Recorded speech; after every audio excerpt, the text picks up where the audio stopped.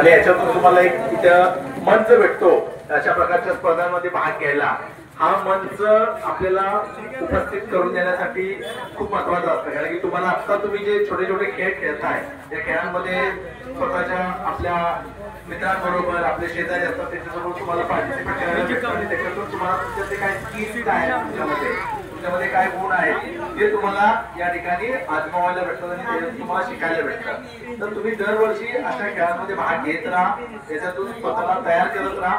आणि इथे जे तुम्ही शिकाल त्याचं असतं की आपण आपल्या लहानपणापासून फक्त शाळेत शिक्षण घेतो ते फक्त शैक्षणिक शिक्षण असतं, पण आपण जेव्हा समाजामध्ये मंडळामध्ये आपल्या संस्थांमध्ये जे शिक्षण घेतो त्याच्यातून आपल्यामधून एक चांगला लीडर, आपल्यामध्ये जे स्किल्स असतात, लिडरशिप करायचे स्किल्स असतात, बोलायचे स्किल्स असतात किंवा निबंध स्पर्धा असते त्याच्यात लिखाण करायचे स्किल्स असतात, छायाचित्र काढायचे स्किल्स असतात, चित्रकला आपण करतो ते, तर त्याच्या सगळ्यांची डेव्हलपमेंट या मंडळाच्या माध्यमातून होते.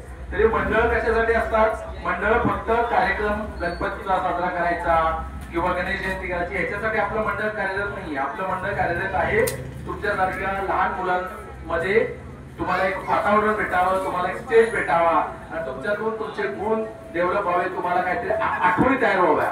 कारण की आता तुषारला मला आठवतंय आम्ही जेव्हा 10 वर्षापूर्वी ही पोरं गेम खेळायची तिथं, तुषार अजित ही जी आताची नवीन पिढी आहे ही पिढी तेव्हा गेम खेळायची आणि त्याच्यातून खेळून ती इथं तयार झाली. त्याच्यामुळे आज त्यांना इथं हुरहुरीनं काम करायची त्यांच्यामध्ये इच्छाशक्ती तयार झालेली आहे, आवड तयार झालेली आहे. तर असं तुम्ही वेगवेगळ्या खेळांमध्ये भाग घ्या, सहकार्य करायचं इथं आणि आपलं मंडळ समजून नेहमी सगळ्या गोष्टींमध्ये ऍक्टिव्ह राहायचं. त्याच्यातून जे आपण शिकतो ते आपल्याला पुढे गेल्याच्या नंतर आपल्याला कामाला येतं. आता मी इथं माईकवरती बोलतोय तर मला बोलायची सवय इथे लागली. जेव्हा या मंडळ तयार झालं तेव्हा बोलणारं कोणच नव्हतं, तेव्हा मी याच्या वयाचं असेल तर मग आता बोलणार कोण तर माझ्या हातात माईक दिला आणि बोलला आता तू बोल.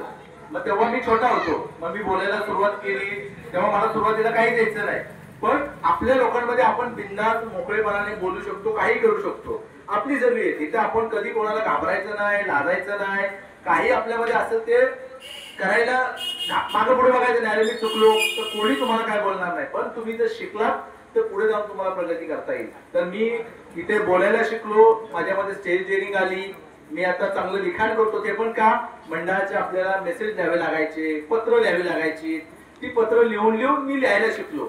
आणि आता मी आजकाल खूप मोठं लिखाण करतो, लेख लिहितो, आर्टिकल्स असतात माझे, मी माईकवरती बोलतो. माझ्या कंपनीमध्ये आता माझ्याकडे 20 जणांची टीम आहे, ती टीम हँडल करायचं मला स्किल्स इथून भेटले. तर याच्यासाठी मंडळ असतात. तर या मंडळाचा आणि आपल्या या वर्धिनायकाचं जेवढे आभार मानावं तेवढे कमी असतात, कारण की देव आपल्यावरती नेहमी आशीर्वाद ठेवून असतो. तर त्याची आपण सेवा करत राहायचं आणि आपण अशा सार्वजनिक उपक्रमात सहभागी होत राहायचं. एवढंच मी बोलतो आणि थांबतो. धन्यवाद. गणपती बाप्पा.